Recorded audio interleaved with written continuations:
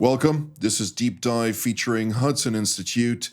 And in today's edition, we're going to focus on Syria, and some more Syria, of course, with the various derivative thereof. But to do just that, let's now introduce our panelists for today. As ever, Dr. Mike Duran, the Senior Fellow and Director of the Center for Peace and Security in the Middle East at Hudson Institute, formerly a Senior Director at the National Security Council in Washington for the Middle East and North Africa. In the middle, we have Brigadier General in Reserve Yaron Rosen, formerly the IDF Chief of Cyber Staff, an Israel Air Force Commander, as well as a fighter pilot.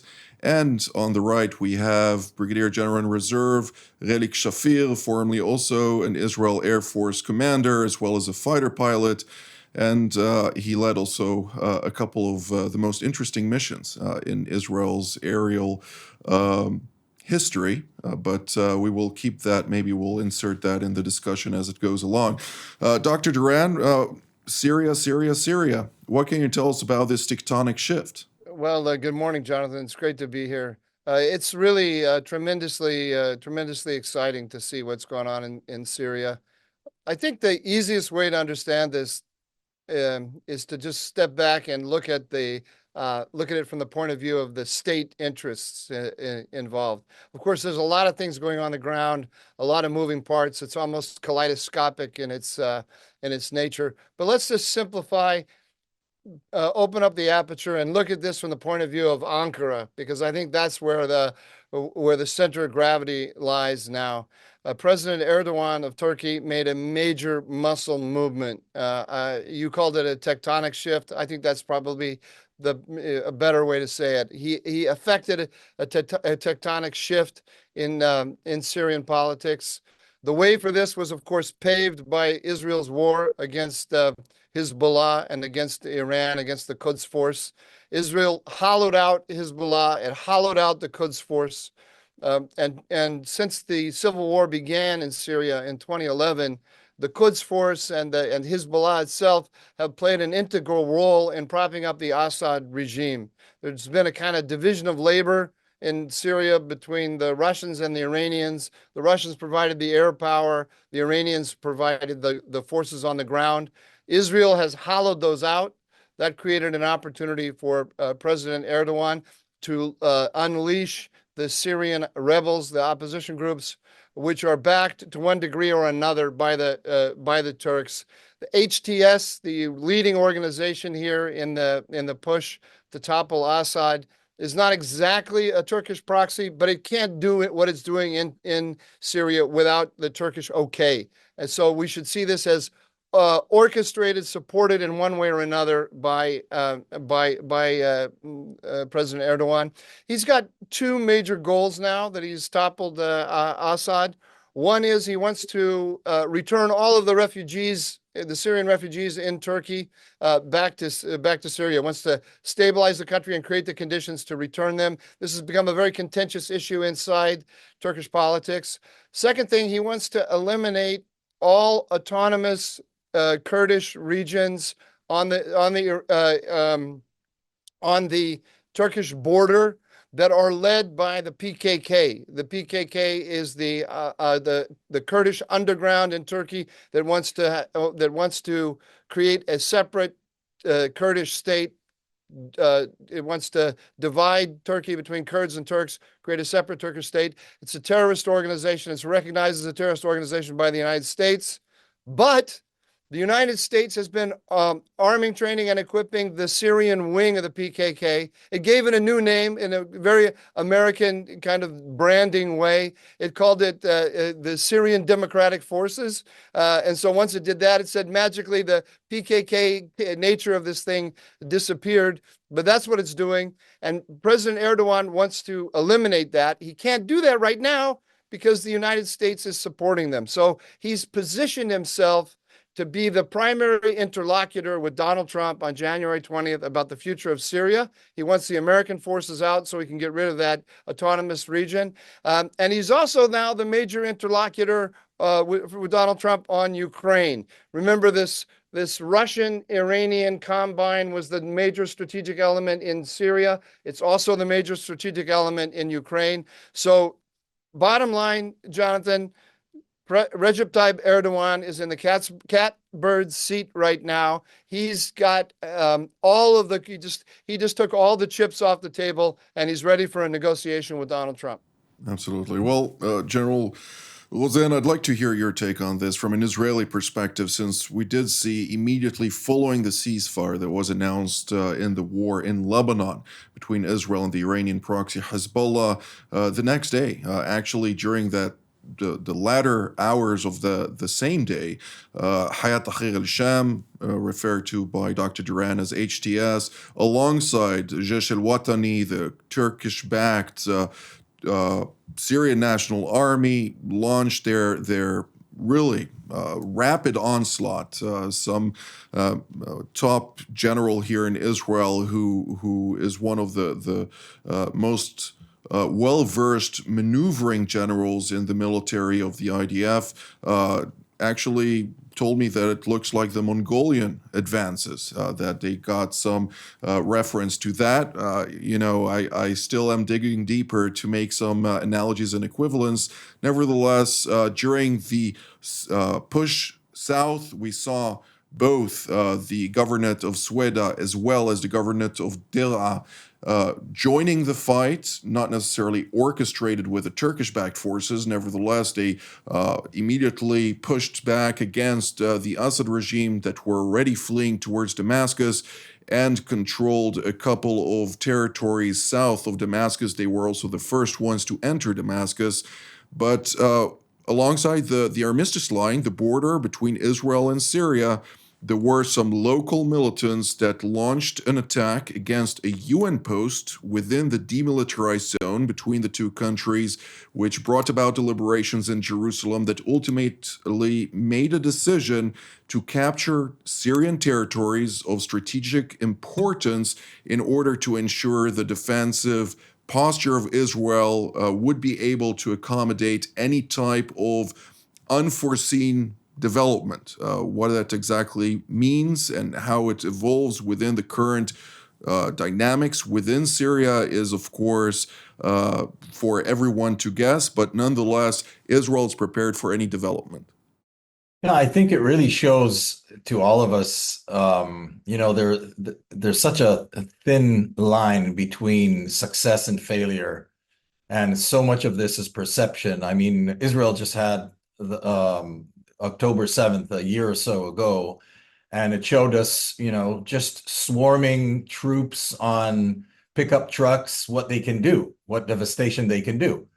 And a year or so later, not October, December 7th, 8th, depending on when they actually started running south, got the cue from the Turks, but basically they almost won without a shot fired.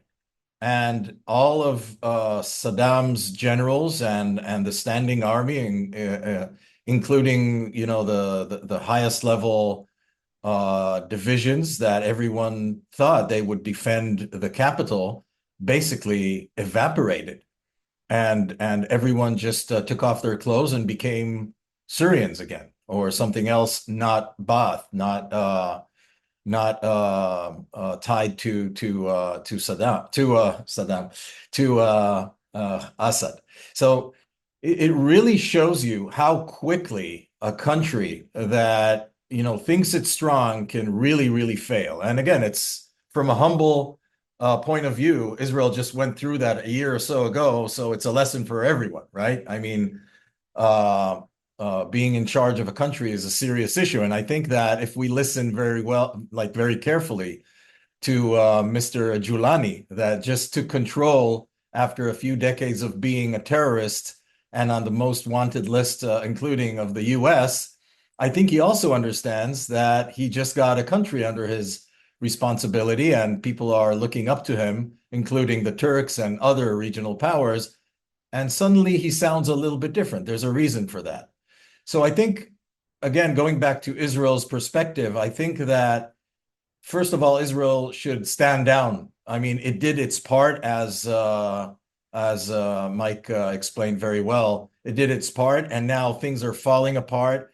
The main player now, the the new Ottoman Sultanate has reemerged, sort of, and now you have the big players, the regional players are now lifting their head, and Turkey is a very serious issue, and it's a very serious country because of exactly the reasons Mike mentioned. And I just want to point out that as we spoke previously on previous discussions about how the Shiite crescent sort of broke from east to west, the Sunni crescent. So this is exactly the flip. So now what we're seeing is a Sunni line sort of holding from north, from Turkey, all the way down to Saudi Arabia. And the stronger we hold this line, and Israel needs to play this role very, very carefully with the United States, and basically Israel needs to be quiet now and just do something very, very smart and subtle, which is to turn everyone to the east. Because if this whole thing turns to the west, to Israel, we missed the opportunity to change the story. And there are enough problems coming from the east. And what we need to do is use this opportunity to have a more cohesive western wall of the Middle East, turning east towards Iran, and then Israel with the United States after January 20 may need to do its final blow, the checkmate. So this is a huge strategic blow to the Iranian axis and a huge shift in the regional dynamics. Iran has lost its clothes, it's lost its tentacles, exposing a huge fragility of its grand design. And in a split second, everything now is a new story, and everybody needs to recalibrate and replan strategically. It's like the story about the naked king.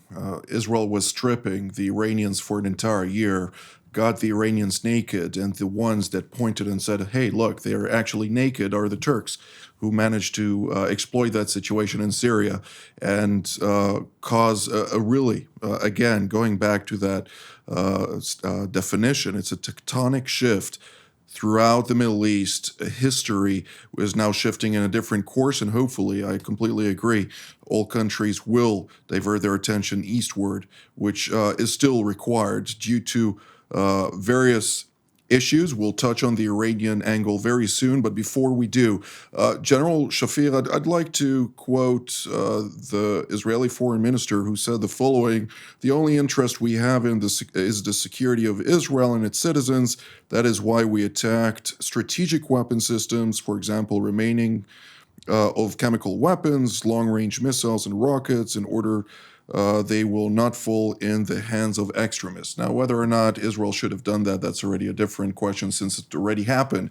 Nevertheless, what are the clear-cut objectives right now of Israel to ensure that, quite frankly, the chemical weapons of mass destruction, do not fall in the hands of Daesh, the Islamic State for Iraq and the Levant, which is still very much active in Syria, Al-Qaeda figures that are involved in different organizations there, and potentially even rogue organizations that might leverage this for their own crime intentions? Well, in order to answer this, we need to go back to 1916, which was quite a while ago. That was the Sykes-Picot agreement that made Syria the way it is. Just gathered a few tribes, drew some lines in the sand, and called them a country, which got their independence in 1945, and had been failing ever since then through different coups that culminated in what we saw this week. Without going back to the history, a couple of things to note. The Syrian soldiers have not been paid their salaries for the last 6 months. The Syrian officers and commanders are of the Alawite tribe, which is a different type of Muslim sect that some look at it as not being Muslim at all. And the soldiers and the foot soldiers and the lower ranks are Sunnis. That had created friction within the Syrian army ever since President Assad, the father, came into power in 1971 after he had been the Syrian Air Force commander and toppled his predecessor. While the father was a person who not only was ruthless, but he was a very seasoned commander and leader who knew how to quell down any uprising. With a good example, if I may say so, in 1982, where there was an uprising in Hama, and within 1 week he stepped in with tanks who more or less obliterated half of the town, killing 20,000 people. And within 1 week, it was quiet. His son did not possess his ruthlessness or wisdom, and therefore lost the country little by little. The Russians kept him alive. The Iranians kept him alive.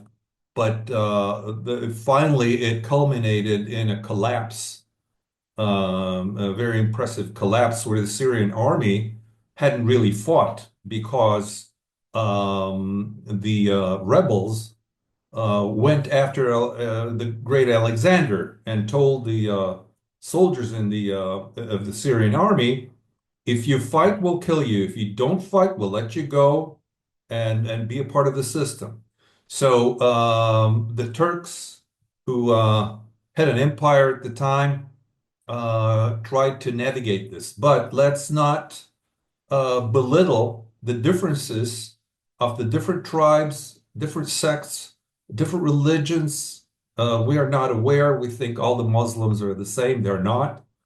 So Syria is not going to be a holistic country as we think of it, but different parts, different pressures with a lot of players in there. The Russians who fled out and didn't have the will to hold their stakes. The U.S. at the southern part of Syria, and the Turks in the north, who are trying to quell PKK, have been doing so ever since time. And so Israel is there to make sure its own interests are kept, because you don't know what's going to happen along the lines in the Golan Heights, in the Syrian Hermon Mount, and therefore Israel caught a position that says until the situation stabilizes and we know what the game is, who are the players, and where they're heading, we're going to step ahead and make sure they're unable to threaten Israel by taking a small piece of land for a meanwhile, to make sure that our interests are kept, plus making sure that the Druze, who are in the eastern part of the Golan Heights, are kept safe. This is something that has to do with internal Israeli politics. But that is the name of the game. We'll just sit by and try to leverage a little bit what we can do. And we have to remember this is a game between Turkey and Iran. The US, Moscow is out. And we'll just have to see how this plans out. The idea that the US is going to do our fighting in Iran, it's just not going to happen. President Trump had said he's looking at China first, Ukraine second, and we come in third, with the ability to put pressure on China, who are the main buyers of oil from Iran, by the way, and in Ukraine strike a deal which will make the Russians less dependent on the Iranians. So there's a lot to foresee, and the idea of tectonic shift has to do with the different plays that are taking place around this part of the world. I mean, the eastern part of the world, where we have to keep our own cards close and not play the tough guy who knows everything. Indeed. Well, Dr. Duran, we don't have very much time left, and I'd like the three of you still to have a brief focus on a couple of topics. The first one, if we may, Iran, of course, going out of its way to claim conspiratorial activities by the United States and Israel have ultimately led to this, and Turkey, for some reason, was just tagging along, as the Iranians put it. What is their next move, though? Uh, they are in very difficult straits. I would love to be a fly on the wall in Khamenei's office and hear him discussing what his options are right now, because the land bridge that he had built so meticulously and with so much difficulty from Baghdad to Beirut has just been destroyed. He's been expelled from Syria. His most cherished proxy, Hezbollah, which is really the heart and soul of the Quds Force, the external arm of the Revolutionary Guards, is in danger of being destroyed, and all that he's got left are his Houthis and his nuclear program, and how he's going to play that is not exactly clear. I suspect there's certainly a chance that the Iranians will make a race for a bomb. That is not out of the question. But I think more in tune with their past behavior, I expect them to try to rope Donald Trump into a long negotiation that will give them time to rebuild. And as Relic said, Donald Trump has other priorities other than going and destroying the nuclear program. So I couldn't agree more with our colleagues here that the key thing for Israel is to keep the eye on the East, on Iran, on its nuclear program, to keep the pressure on Iran, to use this windfall that Turkey has delivered to Israel, the windfall being the destruction of Iran and Syria, the end of Syria, at least for the moment, as a base for resupplying Hezbollah. So we can now imagine a world where Israel can destroy Hezbollah and something new can be reconstituted in Lebanon, and Israel can destroy Iran's nuclear program. That's going to be a very difficult negotiation with Donald Trump. We shouldn't just take it for granted that he's going to come in and say, "Let's go destroy this nuclear program." And so, I would strongly urge the Israelis not to get involved in Syrian politics. Step back, let them take their course, take the benefit that has come from this. Worry about contending with President Erdogan.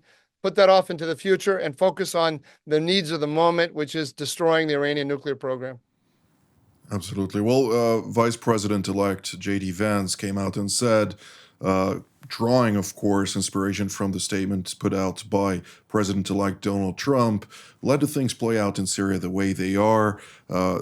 Ultimately, when you really look at the broad scheme of things, he also highlighted that Hamas better release the hostages before January 20th, or there will be dire implications for the Middle East. According to Trump's team and people in his surrounding, that is directed actually at the Islamic Republic of Iran. So we have to wait and see. But General Rosen, I'd like still to ask you, since an unmanned aerial vehicle was launched at 9:30 this morning, striking a town, Yavne, in central Israel, a residential building, that is. Subsequently, Ansar Allah, which is dominated by the Houthi tribe, came out and claimed responsibility for this attack, showing that the war against Iran, there may be one front less, but nonetheless, there are plenty of fronts still active. What are we to take out of it? I think we're going to take out of it is that the Houthis are going to earn their next blow sometime in the near future, because of everything that's going on. Israel can focus now on exactly what my colleagues just mentioned on Iran, and they are actually the last tentacle. The UAV that hit Yavne is today, but yesterday and the day before, like once a day, we get either a cruise missile or a ballistic missile or what have you. I mean, they are alive and kicking. and they're asking for retaliation, and I'm assuming Israel will retaliate, and hopefully strong. I think that in the next coming weeks or so, until the 20th of January, but beyond, I think that one, Israel needs to again focus on rallying around the Sunni alliance that has formed here with Turkey's stepping in very strong into this region, securing this Western front and Western side of the Middle East. And I think the best thing Israel should do in that sense is to solidify the Lebanese ceasefire and turn it into something even more than a ceasefire. I would say even go all the way to something in the lines of a peace deal, because now really Lebanon is free from the Syrians, which it was hugely threatened by since 1559. That was part of why 1559 was created, but not only. And again, finishing or starting to roll some kind of future for Gaza, and of course start with the hostages that are a very sad story that we need to finish off. And then I think there are so many opportunities. I mean, even though, you know, we're witnessing the birth of a new Middle East, the tectonic shift that you mentioned, it is a moment of great risks, but also some quite unparalleled opportunities that may rise for the US, for Israel, and for the whole region, which we must take into account.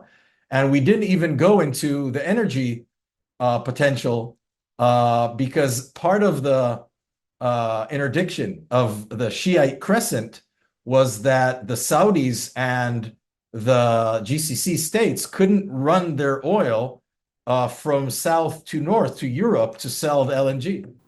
Unfortunately, General Shafir, and I apologize also to General Rosen for cutting you here, we have run out of time. So this is all the time that we have for today. I'd like to immediately thank General Shafir, General Rosen, and Dr. Duran for all of your insights, and I'd like to thank all of you at home as well. Until our next edition, from here in Jerusalem, wishing you a good day.